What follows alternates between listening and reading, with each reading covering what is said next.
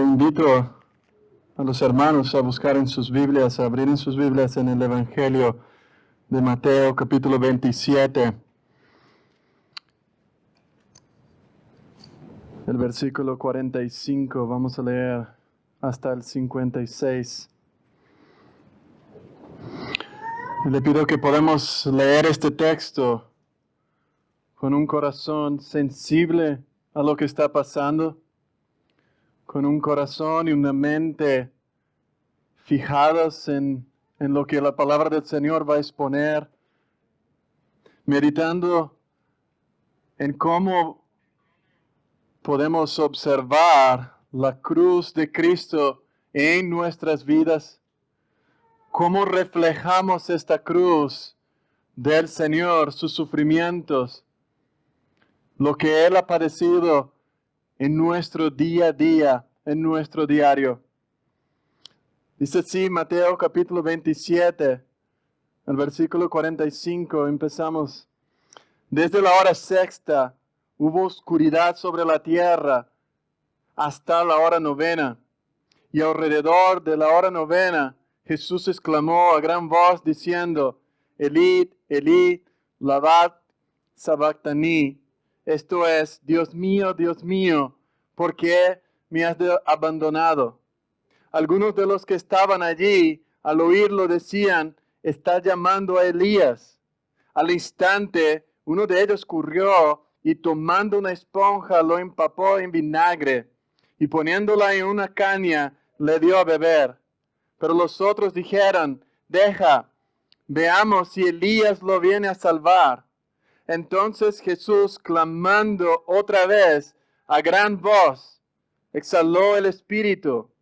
En ese momento el velo del templo se rasgó en dos, de arriba abajo, y la tierra tembló, y las rocas se partieron, y los sepulcros se abrieron, y los cuerpos de muchos santos que habían dormido resucitaron. Y saliendo de los sepulcros, después de la resurrección de Jesús, entraron en la ciudad y se aparecieron a muchos. El centurión y los que estaban con él custodiando a Jesús, cuando vieron el terremoto y las cosas que sucedían, se asustaron mucho y dijeron, en verdad, este era el Hijo de Dios. Y muchas mujeres que habían seguido a Jesús desde Galilea para servirle, estaban allí mirando de lejos. Entre ellas estaba María Magdalena, María la madre de Jacob y de José, y la madre de los hijos de Zebedeo. Vamos a orar.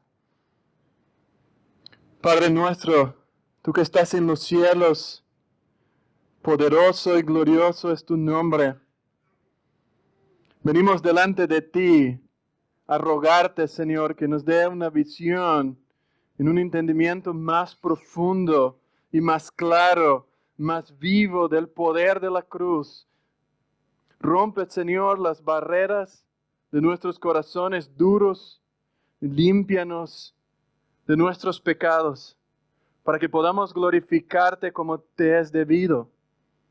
Señor, también danos un corazón como el de Jesús, un siervo sufriente, para morir para nosotros mismos, para tomar la cruz y seguirte. Ayúdanos, oh Señor, a seguir el ejemplo de Cristo y perdonar a aquellos que nos han ofendido. Todo esto te lo pedimos en los méritos de aquel que murió y resucitó en nuestro lugar, en Cristo Jesús. Amén. Hermanos, quiero empezar este texto contándoles una breve historia. Una historia de amor, una historia de un matrimonio impactante. Quizás es la historia de todo el ser humano, pero esta historia que revela la forma de Dios amar a su pueblo, de amar un pueblo y vencer la culpa, la vergüenza y todo el quebrantamiento que nuestros pecados han causado en la relación de nosotros con Dios. Esta historia de amor empieza en el comienzo de la historia de la humanidad. Comienza con un precioso matrimonio en plena luna de miel en el jardín del Edén. El matrimonio que había empezado en el paraíso.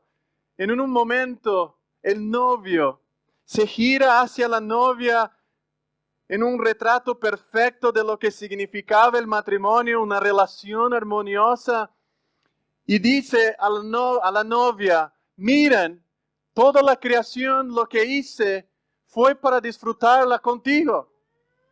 Todo lo que yo he creado, lo he creado para ti, para que tú puedas vivir conmigo en eterna comunión para siempre. El novio, en una poesía viva, le demuestra a la novia que todo lo que él hizo fue por amor a ella, para que ella pueda disfrutar juntamente con él.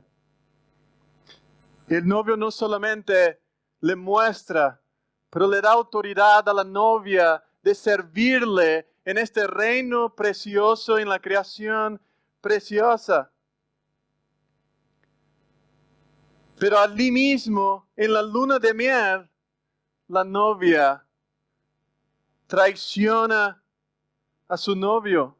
Delante de aquella relación perfecta, delante de todo el testigo de la creación, la novia es seducida por una serpiente, por otra cosa, y cae en adulterio en plena luna de miel. Una cósmica y terrible traición pasó. La novia se enamora de otra persona que no es el creador, su novio. Es seducida por una cosa astuta y cruel. Y desde entonces se efectuó la primera traición en la historia de la creación. Una traición allí mismo, en el comienzo de todas las cosas. Pero la historia no lo ha terminado ahí.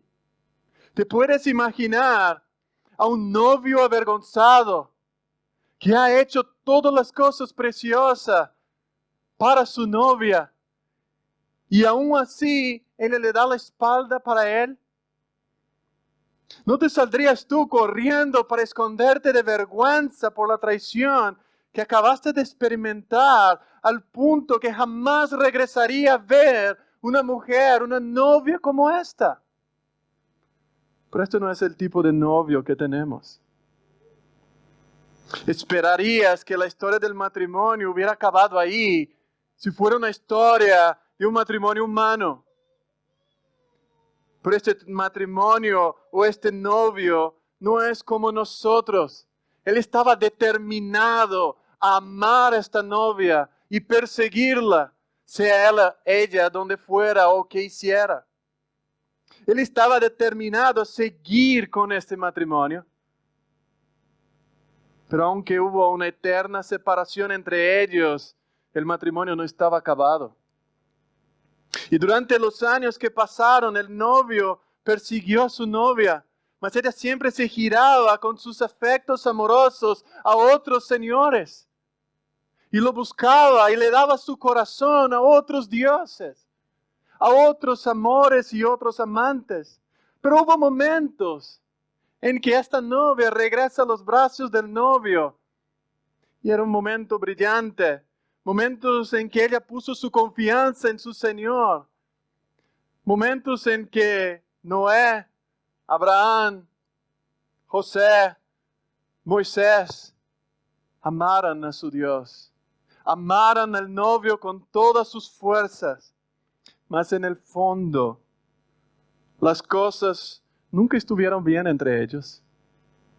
La relación nunca fue la misma. Su corazón, una y otra vez, abandonaba a su novio y seguía a amantes mediocres. Finalmente la novia se torna nada más que una esclava en la casa de otro hombre. Se torna una empleada en la casa de la serpiente. Se encuentra ahora en Egipto, produciendo ladrillos y en un fuerte trabajo, bajo el yugo de su amo. Mas su novio no pudo ver su novia en aquella condición. sino que prepara un dramático rescate para sacarla de las manos de un señor, de un amo, de un hombre, de un novio cruel, que le estaba esclavizando, que le estaba quitando todo el jugo de una novia preciosa.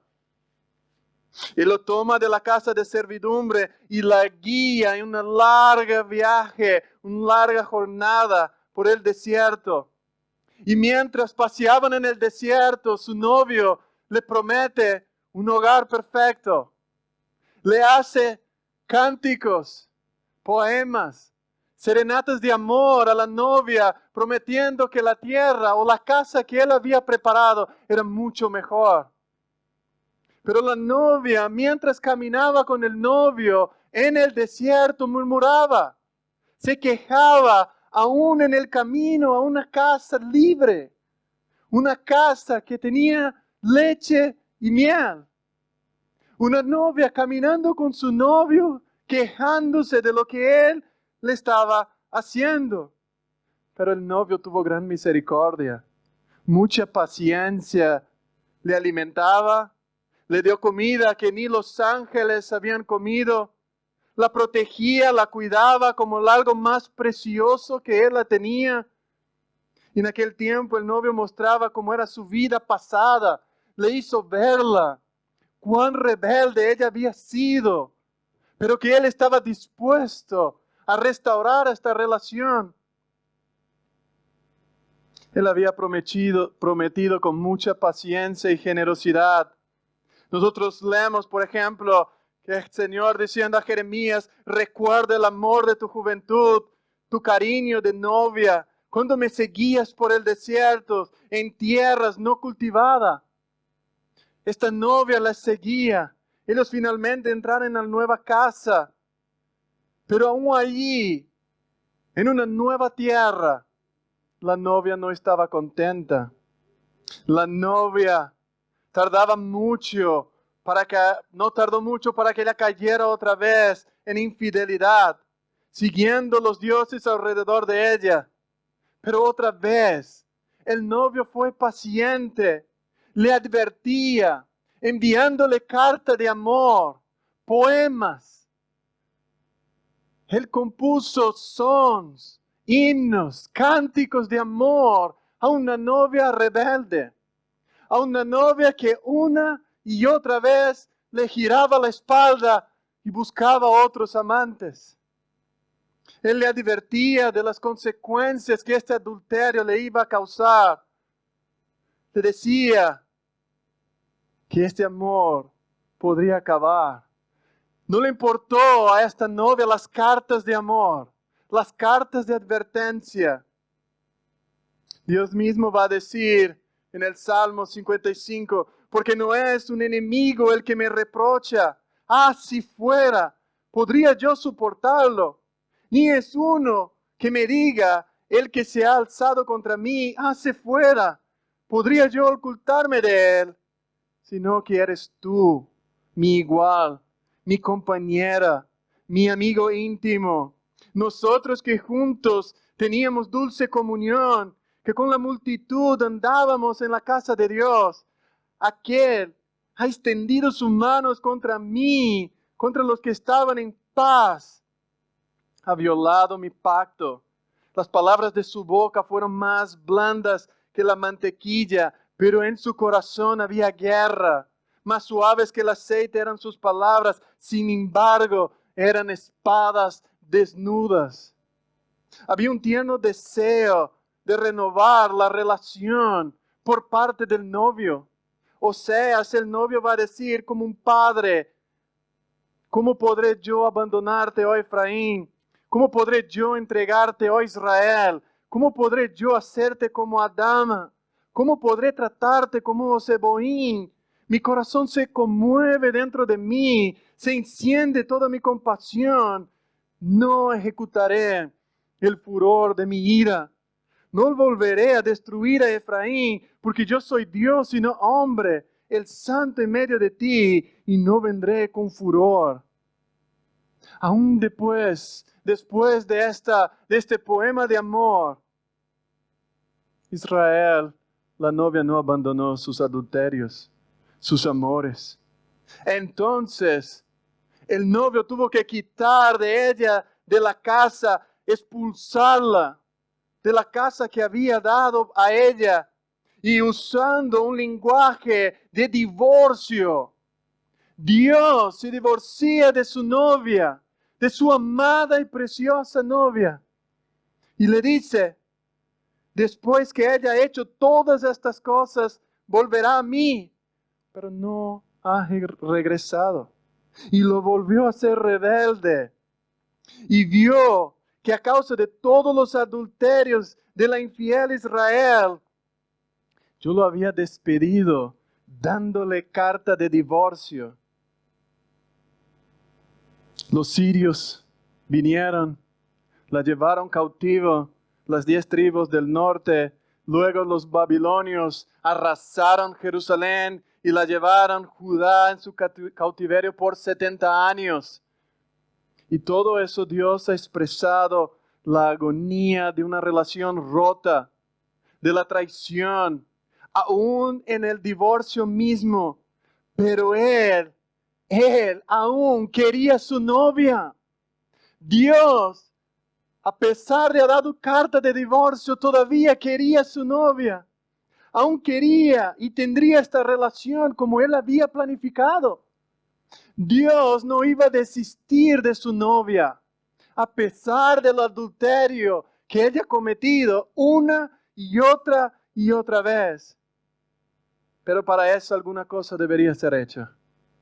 No más cartas de advertencia, no más mensajeros, porque esto no tuvo efecto.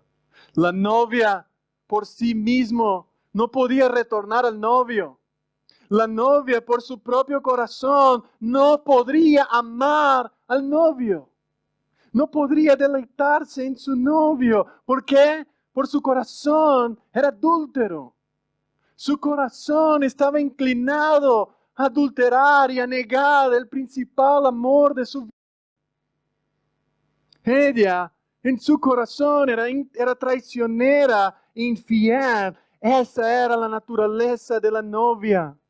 Hermanos, esta es tu naturaleza, mi naturaleza, rebelde, traicioneros, infieles. No nos damos cuenta de las cartas de amor por ti y por mí. Por eso algo más fuerte fue necesario para que hubiera un cambio dramático, un cambio no solo de pacto, pero de corazón. Y la única forma de hacer eso era que Dios mismo viniera en forma de hombre y agarrara a su novia y la tomara por su mano, la cambiara su corazón y la dijera: tú eres mi novia, yo te he creado para adorarme.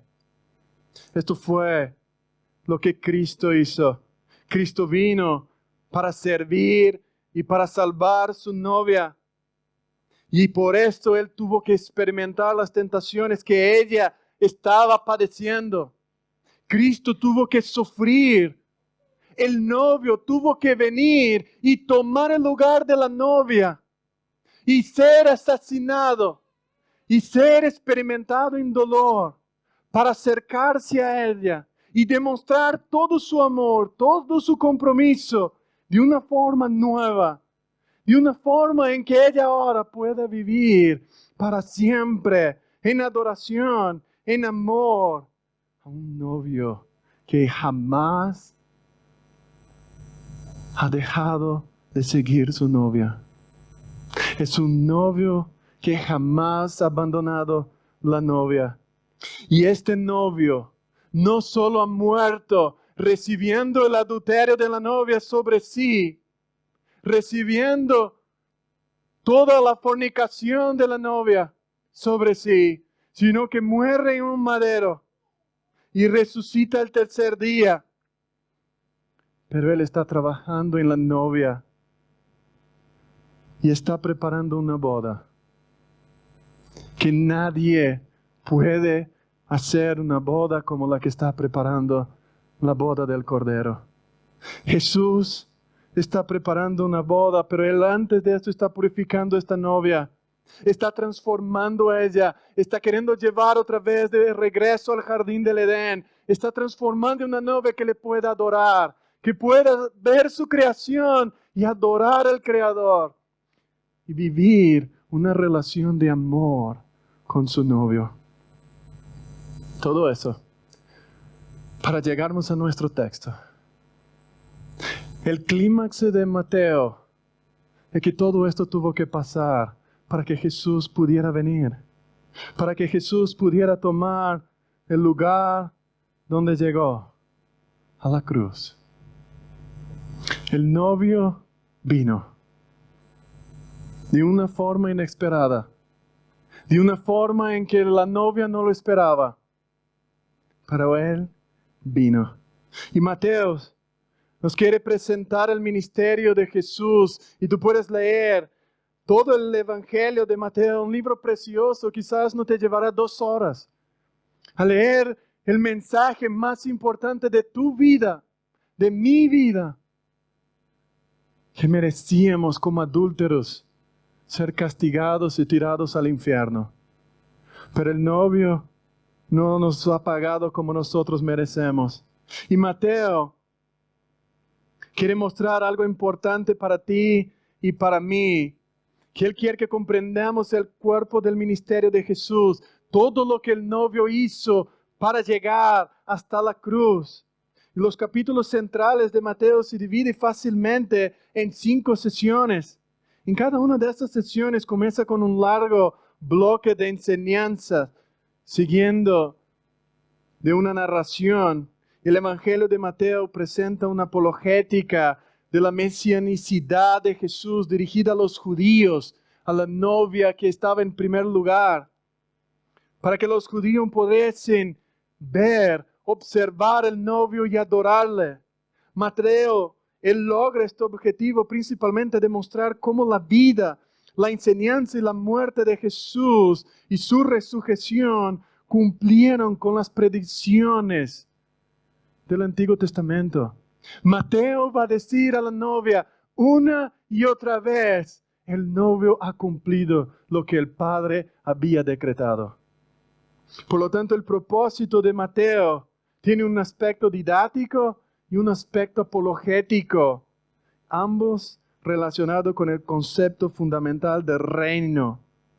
Mateo está escribiendo para judíos, el pueblo de Dios, y está diciendo a ellos que este Jesucristo es el Mesías prometido de Israel, que Dios había prometido.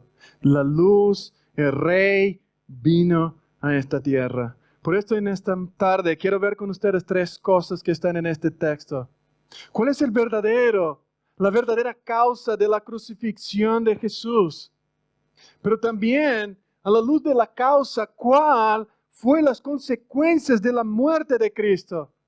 Y por último, ¿cómo debemos vivir a la luz de haber recibido el perdón? ¿Cómo tú y yo podemos vivir ahora como novias de Él?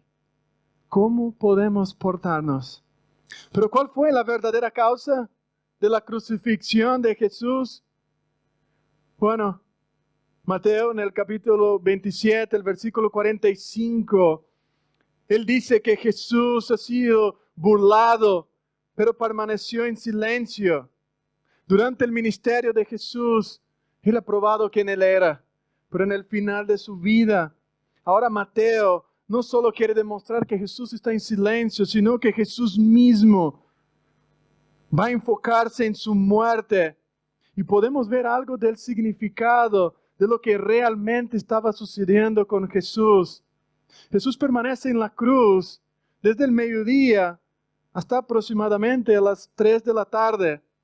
Y la oscuridad en este momento empieza a mostrar a la humanidad el disgusto de Dios para los hombres de la tierra. Las tinieblas vinieron sobre la tierra, no es un significado de que vino sobre todo el planeta, sobre todo el mundo, pero principalmente para los judíos.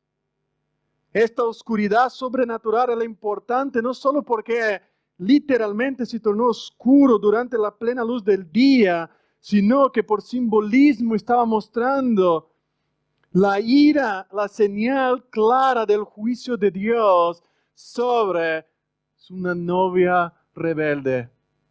Dios oscurece el día. Sofonías nos va a decir, cercano está el día, el gran día del Señor, cercano y muy próximo. El clamor del día del Señor es amargo. Él gritará, allí gritará el guerrero, día de ira aquel día de congoja y de angustia, día de destrucción y desolación, día de tinieblas y densas sombras, día nublado y de densa oscuridad. Cuando la Biblia habla de oscuridad, está hablando que el juicio de Dios está viniendo sobre esta tierra. Amós nos va a decir, y sucederá que en aquel día, declara el Señor, yo haré que el sol se ponga al mediodía y que la tierra en pleno día se oscurezca. Entonces cambiaré sus fiestas en llanto y todos sus cantos en lamento. Pondré cilicio sobre todo lomo y calvicie sobre toda cabeza. Haré que sea como duelo por hijo único y su fin como día de amargura. En un día oscuro, donde Dios muestra como señal su juicio, Jesús grita por primera vez, refiriéndose al Salmo 22:1, y muestra la profundidad de su sufrimiento al dar su vida en rescate por un pueblo que no le quería. Este es el único momento en que Jesús no se refiere más al Dios como Padre. Jesús es abandonado durante un cierto tiempo y la relación del Hijo con el Padre, aquella intimidad, relación íntima del Padre, es interrumpida por un momento por una novia rebelde, por una novia que le estaba escupiendo y colgándole en un madero. Durante las 3 horas que duraron las tinieblas, Jesús estuvo en agonía, luchando con los poderes de las tinieblas y sufriendo el disgusto de su Padre contra el pecado del hombre, porque Él ahora sufría su alma. Nunca hubo 3 horas como estas para su propio pueblo. En Éxodo capítulo 10, las tinieblas que vinieron sobre Egipto no cayó sobre el pueblo de Israel. Mientras los egipcios no tenían luz, el pueblo de Israel tenía luz. Pero en este día, la oscuridad vino sobre Israel. Y en este momento, Dios se separa de su Hijo. Y la oscuridad, la oscura día se torna espantoso. Después de muchas horas de agonía, crucificados, los hombres caían en estado de inconsciencia. Pero la muerte de Jesús no fue así. Aún en un madero, Él demuestra que su vida estaba sob control. Dios tenía control de su vida. Él entrega su espíritu en una expresión, en un acto voluntario. Nadie lo ha matado. El Cristo ha entregado su vida por nosotros. El juicio de Dios estaba cayendo sobre la tierra por causa de que habían rechazado al Mesías, el Hijo de Dios. Deberíamos reconocer que no hay ninguna señal de luz en Jesús en esta hora de oscuridad. Aunque Él estaba libre de pecado, el texto nos dice que la oscuridad cayó sobre la tierra, pero también cayó sobre Jesús. ¿Por qué? Porque el Hijo de Dios entró en el mundo y tomó la forma de carne para llevar la carga y el castigo de nuestro propio pecado. Aquel que era sin pecado, tomó sobre sí la pena, el castigo, la condenación de nuestro propio pecado, del pecado de la novia, y murió en el lugar de una novia rebelde. Esta es la evidencia. Esto se evidencia en este grito: Dios mío, ¿por qué me has desamparado? ¿Por qué me has dejado? Una expresión del profundo horror de su separación con Dios. Cuando Cristo llega en la cruz, Él lleva el pecado, el adulterio, la rebeldía, la ofensa a Dios. La cruz demuestra que la perfecta comunión entre el Padre y el Hijo fue cortada temporalmente y Cristo fue abandonado. No eran en la cruz solamente el dolor físico y la humillación, sino que Él tomó sobre sí nuestra culpa, nuestro castigo, la ira del propio Padre caía sobre el Hijo amado. Jesús recibía la ira de Dios por nosotros, por la novia, en lugar de la novia. Piensa por un momento en la historia que les he contado.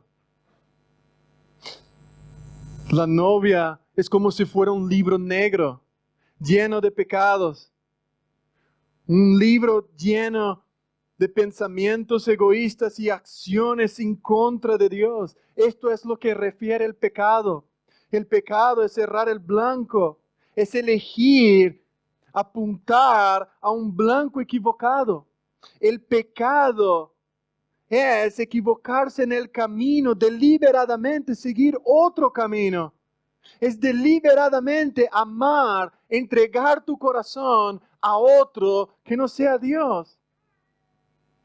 El pecado no es lograr la meta, la idea. Es como esperando acertar algo, pero lo hizo con todo su corazón en no hacerlo. La novia fue creada para amar a su novio, pero deliberadamente el llamado a sí mismo más que a Dios, más que a su Rey, más que a su Señor. Este libro negro de la novia contiene muchas páginas oscuras. Y ella consciente o inconscientemente ha violado la ley de su Dios. Por tanto, la Biblia dice que Dios, nuestro Dios, está desfavorable. Está en contra de esta novia. Y por ser un Dios justo y santo, tiene que castigar. Tiene que juzgar a esta novia. Pero ¿cuál fue la consecuencia? Hemos visto que la cruz fue por causa de nosotros, fue por causa de nuestra rebeldía. La cruz de Cristo no fue un símbolo emocional de Dios, fue un símbolo de castigo, de condenación, de sufrimiento. Pero la pregunta que muchos hacen es: ¿cómo puede un Dios justo conceder perdón a los malvados? ¿Cómo un Dios verdaderamente santo puede llamarnos a la comunión consigo mismo, a una novia infiel? ¿Tú ya has respondido esto? ¿Has podido alguna vez responder? Satanás está diciendo, o estuvo diciendo a Dios durante todo el Antiguo Testamento: tú no puedes tener una relación con este pueblo. Tú no puedes tener una relación con un pueblo infiel, porque tú eres justo. Y si Dios es justo, ¿por qué no aplicó su ira santa y justa sobre la novia? ¿Por qué no la destruyó completamente? ¿Sobre qué base concedió perdón a esa gran multitud de santos del Antiguo Testamento? ¿Cómo entonces Dios puede perdonar a una novia cruel como nosotros? ¿No debe el juez de toda la tierra hacer lo que es justo y correcto?, dijo Abraham. Pero la cruz del Calvario, hermanos, hermanas y amigos que están aquí, ofrece la respuesta a todas las preguntas que tenemos. Allí Dios puso el pecado de su pueblo sobre la cabeza de su Hijo, de su único Hijo. Allí la justicia de Dios, que se debía ser sido derramada sobre el pueblo de todas las épocas, pasadas, presentes y futuras, fueron derramadas sobre Jesús de Nazaret. Desde el primer hombre perdonado en la dispensación del Antiguo Testamento, hasta el último hombre de esta tierra, Cristo estaba muriendo por ellos. Cristo, a través de la cruz, es como Dios está haciendo una declaración a sus acusadores. A todos los que le acusaban de injusticia, la cruz está diciendo: yo soy justo.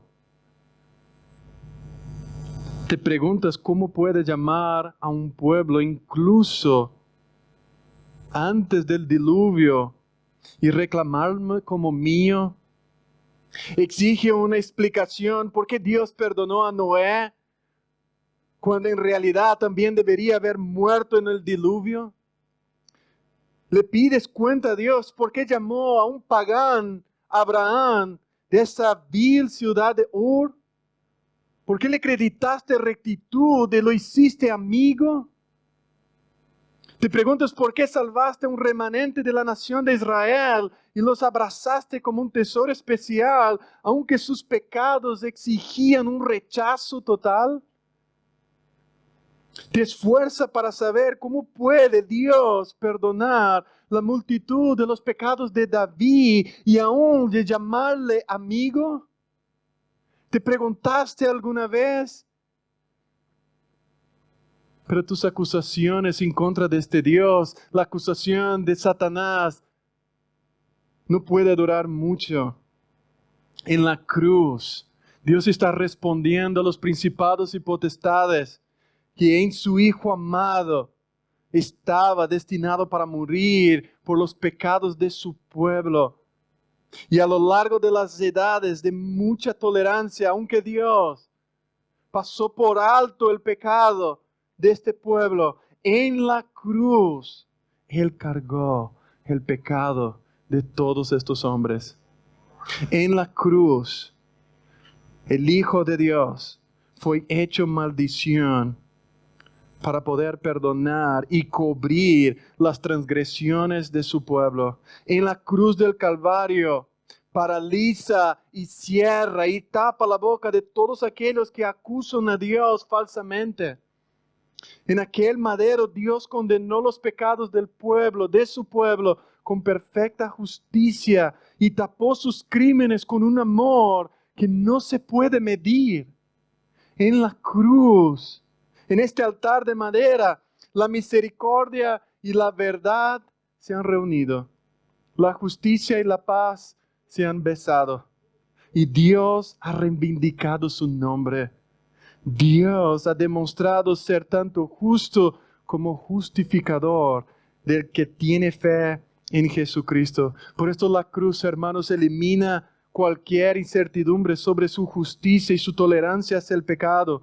La cruz demuestra que cualquier duda respecto a su amor es infundada y no debe seguir siendo considerada en los corazones del pueblo. En aquella cruz, toda la ira, todo el enojo, todo el odio hacia el pecado que debería caer sobre ti y sobre mí, fue transferido a Jesús. Cristo murió como un sustituto. Dios ejecuta a su propio Hijo para que tú y yo, para que nosotros pudiéramos ser hechos justos delante de Dios. Hubo una transferencia de deudas. Cristo recibe la deuda de su pueblo. Y al revés de eso, Cristo le da su justicia, le da su amor, la condenación de su pecado que nosotros merecíamos. Cristo ha sufrido. ¿Y sabes por qué? Para restaurar una relación que fue rota. Por eso ahora el creyente puede acercarse a Dios. El creyente puede haber probado muchas amarguras, pero solo puede formarse una idea muy débil de la grandeza del sufrimiento de Dios. Quizás tú estás viniendo hoy día a la iglesia como cristiano, pero no ha parado para meditar en esta cruz. Quizás no ha parado para meditar que Cristo tuvo que sufrir por tus pecados para que ya no vivas más bebiendo el pecado como si fuera agua, para que ya no vivas más en el adulterio, para que puedas abandonar los adúlteros, tu relación con los dioses de este mundo. Cristo muere en la cruz para que abandones la infidelidad y te rindas a Él en adoración, en amor. Cristo muere, oh novia, para que tú vivas una relación y compromiso con Dios y no más con los dioses de este mundo. Y no más coquetees con los otros hombres. Cristo muere para que tú tengas confianza en Dios. Pero la combinación de la oscuridad del versículo 45 con el versículo 51, donde el inmenso velo del santuario que separaba y escondía el interior sagrado, de modo que obstruía una relación íntima con Dios. Podemos ver que cuando Cristo brama en el versículo 51, la cortina del santuario del templo se rasga en dos. Podíamos ver que lo que simbolizaba entre el hombre y Dios había una cortina, que el hombre no podía entrar sino una vez al año en el aposento, en el lugar santísimo. Ningún hombre tenía acceso a este lugar. Ningún hombre tenía o podría tener una relación, sino una vez al año, derramando sangre, el hombre podía entrar y podía tener acceso a Dios una vez al año. Imagínense, durante todo el Antiguo Testamento, durante más de 4,000 años, los hombres teniendo que tener relación con Dios por medio de una cortina. No podrían entrar en la presencia de Dios. No podrían hablar con el Señor. No podrían sentirlo. Porque había una separación. Nada impuro podría entrar en aquella habitación. Nadie podría acercarse si no moriría. ¿Te das cuenta que acercarse a Dios con tus pecados requiere muerte? ¿Te das cuenta de que querer entrar delante de Dios por tus méritos o por tus obras vas a morir? En las dos habitaciones estaba una cortina que reflejaba una separación del Dios Santo y el hombre pecador. En el lugar santísimo estaba solo a través de la cortina una vez al año. ¿Piensas cómo este pueblo anhelaba el día en que los pecados fueran perdonados de una vez por todas? Imagínense, el pueblo de Israel, ya no soportamos más, Señor. Sabemos que estos corderos, sabemos que estos sacrificios ya no limpian más. Queremos algo absoluto, algo completo. Pero en la cruz, aquel que vino a morir, rompió lo que nos separaba. La cortina se rasgó en la muerte de Cristo y ahora el nuevo acceso que tenemos a Dios está abierto. Tú y yo, o la novia de Cristo, es invitada a través de la cruz a entrar en una relación con Dios eternamente y para siempre.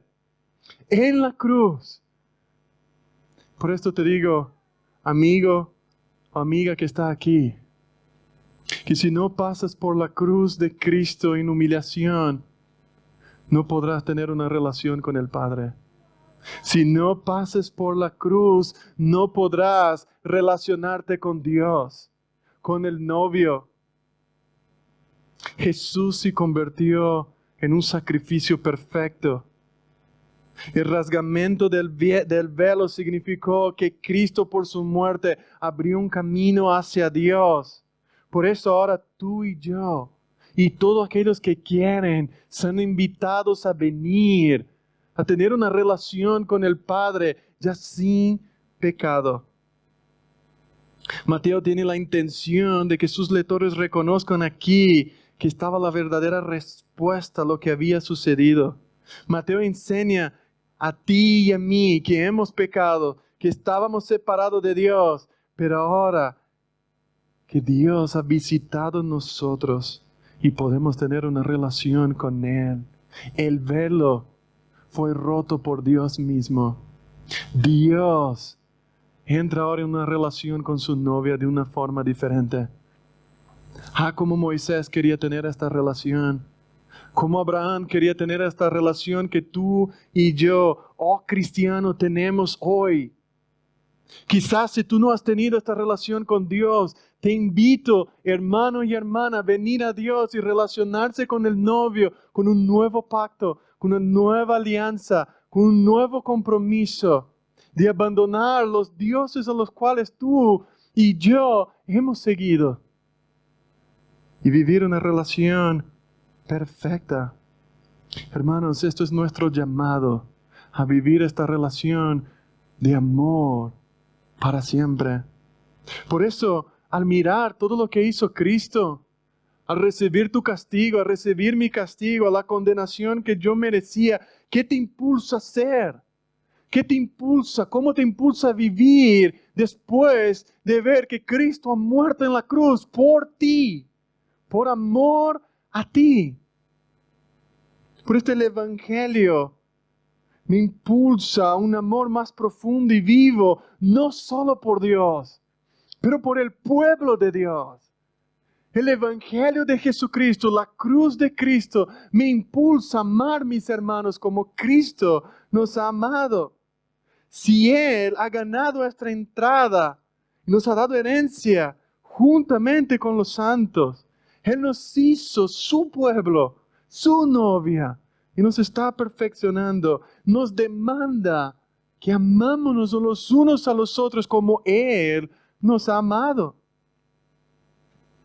Mira ahora, hermanos, nuestra respuesta delante del profundo sacrificio de venir, está dispuesta a reconciliar nuestra relación con los demás. Mi pregunta aquí es, ¿estás dispuesto a perdonar a aquel que te han ofendido? ¿Cómo está tu vida de perdón? ¿Cómo está tu vida de relación con aquel que te ha ofendido? El perdón es increíblemente poderoso. Si se pudiera embotellar en dosis diarias, probablemente salvaría muchas relaciones. Si pudiéramos guardar un poco del amor de Dios, salvaría las relaciones, pero no puede. Pero ¿qué significa, hermanos y hermanas, perdonar? ¿Qué significa perdonar a mi hermano? ¿Cuáles son los ingredientes activos que vemos en la cruz del Calvario, que podemos y que aprendemos a perdonar? ¿Cómo aprendiste con Cristo? Mira, muchos psicólogos y estudiantes del perdón dicen que el perdón es algo que ocurre dentro de ti y que mejora las cosas con las personas con quien estás enfadado. ¿Será que el perdón se resume a eso? Para ser justo, ninguna frase puede definir adecuadamente lo que es perdón. Y los psicólogos ellos tienen una profesión imposible de encontrar. Porque el perdón no inventó el hombre. El perdón lo inventó Dios. Y su amor es fundamental para que haya perdón en las relaciones. Es por eso en la cruz Dios está mostrando cómo y cuál es el lugar principal para empezar a perdonar a los demás. empezar a perdonar a las personas que te han ofendido. Deja que la Biblia te pinte un cuadro de esta hermosa imagen. La cruz es la imagen perfecta de lo que significa perdonar. Para entender el significado de la cortina, como hemos dicho, tenemos que entender que el pecado nos separaba de Dios. Pero Él, en Cristo, Él ha quitado el obstáculo que había entre el pueblo. El obstáculo que había entre el novio y la novia para que hubiera una relación perfecta fue quitado. Lo mismo debe acontecer con nosotros. Cuando alguien peca contra mí, hay un obstáculo. El pecado ha traído separación no solo entre nosotros y Dios, sino entre el padre y el hijo, entre la esposa y el esposo, entre los amigos y las amigas, entre las personas. El pecado ha traído una separación entre mi corazón y yo mismo. Es el pecado que lleva a nosotros a pecar contra los demás, a separarnos de los demás. Abrazar lo que Jesús hizo por nosotros, extenderlo en pensamiento, palabra y obras a los demás. Esta es la esencia del perdón. Si tú no perdonas a las personas es porque no has entendido la cruz de Cristo. Si tú no puedes conceder perdón es porque Cristo no te ha perdonado. Es porque no viniste al Señor. Y hermanos y hermanas, lo que vemos en la iglesia es que los hombres no meditan en la cruz, por esto no pueden extender perdón. Por esto son tardos para perdonar. En lugar de correr una cortina y apartar el otro de ti, apartamos el pecado y el juicio y nos acercamos al otro. Esta es una de las bases del perdón. Es esto lo que hizo Cristo. Él quita lo que nos separaba y se acerca hacia nosotros. El que fue herido se ha acercado. Nosotros le hemos ofendido a Dios. Nosotros le hemos cometido el pecado, pero Él toma la iniciativa para venir hasta nosotros. Piensa en el perdón en términos de 4 decisiones básicas que reflejan el modo en que Dios nos perdona. Rápidamente. Primero, Dios decidió liberarnos de la pena de nuestro pecado. El primer paso que debes tomar, el perdón, significa dejar de lado tu derecho de castigar al otro y elegir, mediante el poder del amor de Dios, aferrarte a la otra persona en lugar de su ofensa. El perdón significa abrazar al otro. Es una decisión que tú y yo tenemos que tomar. Y en el proceso de perdonar, la primera barrera que tienes que eliminar está dentro de ti mismo. Está en tu corazón. Tienes que decidir en dejar ir a la ofensa junto con tu deseo de castigar al ofensor. Cuando te acercas a alguien, tienes que decidir ver la otra persona. Cuanto mayor sea la ofensa, más difícil puede ser dejarla ir. Pero cuanto menos rumines la ofensa y alimentas tu ira, más fácil será de perdonar al demás. Entender el perdón como una decisión de dejar ir es importante porque a menudo confundimos el perdón con un sentimiento, como una emoción. Cuando esto sucede, el perdón se mezcla con las emociones y a veces decimos que hemos perdonado, pero cuando estamos enfadados, nos olvidamos, nos iramos y volvemos a la casilla de angustia, de separación y ya no queremos más contacto.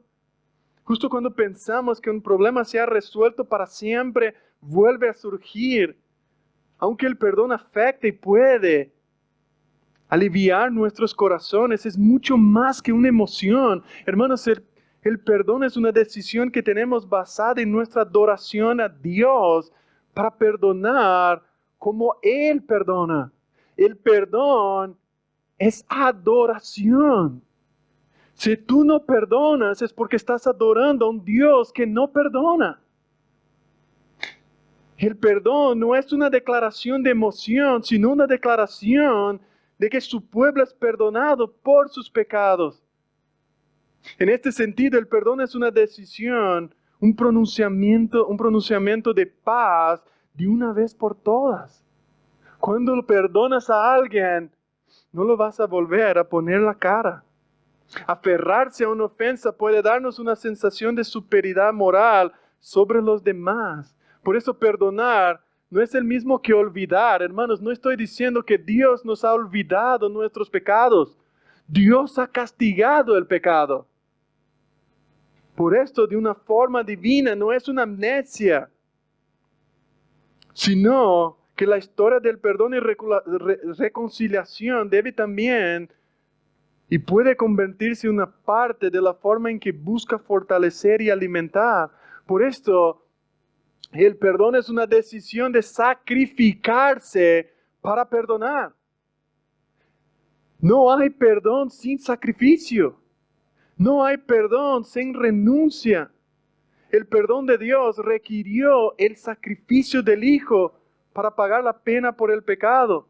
Por eso nuestro perdón también requiere sacrificio. Pero nuestro sacrificio no es como el de Cristo. No vamos a espiar, no vamos a tapar el pecado del otro.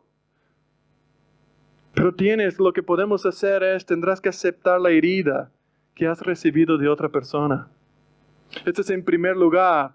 El perdón no significa fingir que nada sucedió y huir.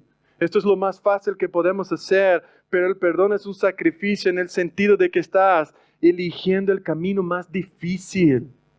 Es más fácil ser ofendido y abandonar a la persona. Lo más difícil es acercarse. Pero también significa que estás renunciando a cualquier retribución futura. Perdonar es no querer retribuir mal por mal, sino retribuir mal por bien. Tú quieres dar el bien. Es una decisión de realizarse el bien para los demás.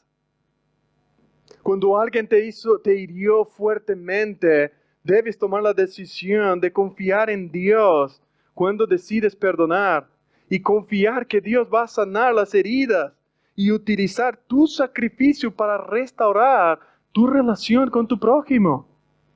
Tu perdón no garantiza el cambio de la otra persona, pero sí garantiza que tú crecerás, que tú serás más maduro y estarás protegido de la amargura que puede estar en tu corazón. Por eso, perdonar en cuarto lugar es una decisión de permitir que el otro crezca. El perdón que Dios nos da basado en la muerte de Jesús se nos otorga día a día por el resto de nuestra vida. Por eso el propósito de este perdón es restaurar a la imagen perfecta del Hijo del Hombre. Y en este proceso, es un proceso que lleva toda la vida. Recuerda, hermano, que el cambio es un proceso. No demanda de la persona que tú estás perdonando un cambio rápido.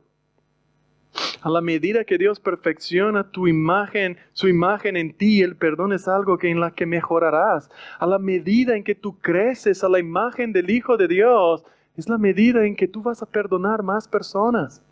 Es que tú vas a ser más maduro. Por eso confesar el pecado, hermanos, es importante. No es decir lo siento, es confesar el malo que has hecho. No es solamente quitar algo de tu conciencia, no es justificarte. No seas pacífico en esta relación. Debes confesar los detalles de lo que ha hecho y demostrar que ha examinado acerca de sí mismo y a tu situación. Debes pedir perdón y expresar tu dolor por romper la relación con la persona que está a tu costado. La otra persona necesita saber que a ti te duele haber causado daño a ella. Recuerda, un elemento básico del amor es la capacidad y la voluntad de visitar el mundo del otro. Hermanos, para perdonar, planea ser diferente. Pide perdón. Clama al otro. El conflicto es ordinario, pero el perdón es extraordinario. Y en la cruz se erige como una montaña de granito sobre tu vida, testificando inmovilmente el amor de Dios por ti y su determinación en llevarte con seguridad a su presencia. Hermanos, en el perdón de Cristo, en el perdón de la cruz, está diciendo cómo Dios lo hizo. Él tomó la iniciativa, Él pidió perdón, Él dice lo que estaba mal sobre nosotros, Él restauró la comunión. Y yo me pregunto, si tu comprensión del Evangelio de Jesucristo, las buenas noticias, es lo suficiente profunda para tragarse las pequeñas críticas que tiene hacia tus hermanos y hermanas. ¿Es suficiente la cruz de Cristo para que tú puedas perdonar a tus hermanos? ¿Es lo suficiente profunda como para hundir las ofensas de que han cometido contra ti, incluso las más dolorosas, al llevarles a perdonarles, amarles como el propio Jesús ha hecho con nosotros? Me pregunto, si la inmensidad del amor de Dios por ti ha aumentado tu amor por los demás. Me pregunto, ¿eres capaz de amar como a Cristo? Este es nuestro pedido de oración. Cuando vemos la cruz del Calvario, todo lo que Cristo hizo por ti y por mí, ¿cómo no perdonar a los que me han ofendido? Alguien tuvo que morir y alguien hoy hay que morir. Para que haya perdón, hay que haber renuncia, hay que haber confesión, entrega, sacrificio. Hermano y hermanas, ¿estás dispuesto a eso? ¿Estás dispuesto a venir a la cruz, recibir el perdón de Dios y extender este perdón a las demás personas? ¿Estás también dispuesto, hermanos y hermanas, a extender el perdón de Jesucristo a los hombres que están a tu costado, que no conocen a Dios? ¿Estás dispuesto a proclamar las virtudes de aquel que te amó, aunque no lo merecías, a un mundo caído? Este es nuestro desafío. Espero que a partir de hoy podamos ser una iglesia que perdona. Que el mundo nos vea como un pueblo que perdona las ofensas unos de los otros. Vamos a orar. Padre, gracias por la cruz de Cristo. Gracias por tu amor, tu misericordia. Gracias por amarnos, Señor.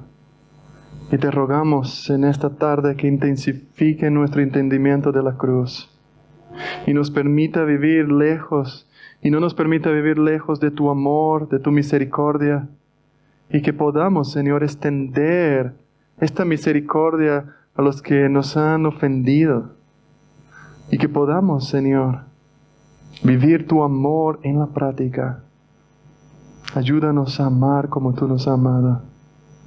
Gracias por amarnos, Señor, gracias por perdonarnos, gracias por tu fidelidad a tu santo y poderoso nombre. En el nombre de Jesús oramos. Amén.